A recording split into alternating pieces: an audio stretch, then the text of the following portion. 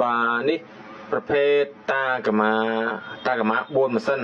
បាទកំពុងត្រៀមចំដំឡើងហ្គាសទៅលើตากะมาបាទម៉ាស៊ីនវាដូចជាម៉ាស៊ីន4 ម៉ាស៊ីនបងប្អូនម៉ាស៊ីន 2.7 4 ម៉ាស៊ីនប៉ុន្តែកម្លាំងខ្លាំងបាទស៊ីសាំងណាបងស៊ីសាំងមិនធម្មតាតបសាំងឡើងរួចដាក់ហ្គាសទៅមានអីបាទចំណេញហ្នឹងដាក់ហ្គាសគឺចំណេញពាក់កដាលចំណេញ 50% ថា60% បាទ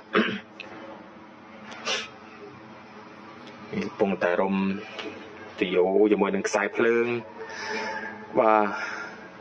ខ្សែភ្លើងក៏រុំយ៉ាងបានអត់មានរញ៉េរញ៉ៃទេបាទตากะมาស៊ីណាตากะมาជាមួយនឹងខណ្ឌរាដូចគ្នាបុរចិត្តបាទដាក់គេអស់ហើយបងប្អូនអើយមិនຕົកសាំងទេបាទនេះដាក់គេនៅត្រឹមត្រូវជាមួយនឹងខ្សែភ្លើង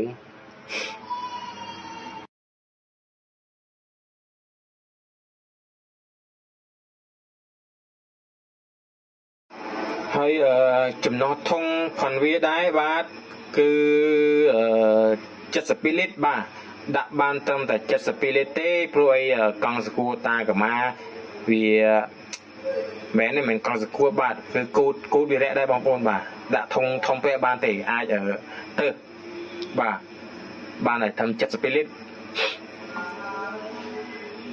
បាទនេះរួចរាល់ហើយបាទបងទៅឆេះហើយបាទជាមួយនឹងប៊ិចឆ្នាំងហ្គាសហ្នឹងគឺចាប់រួចរាល់អស់ហើយបាទនេះកំពុងតែរៀបចំ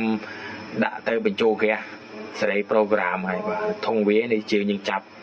ឲ្យមាំបាទដៃក៏វត្ត2 តង់ហ្មងបាទក្រាស់នេះដៃក៏មានដាក់ស្ដាងទេបាទហើយកងតាក់វាហ្នឹងគឺដាក់នៅកន្លែងជាកោតបាទមើលឃើញច្បាស់តែម្ដងនេះរៀបចំបញ្ចូលហ្គាសហើយ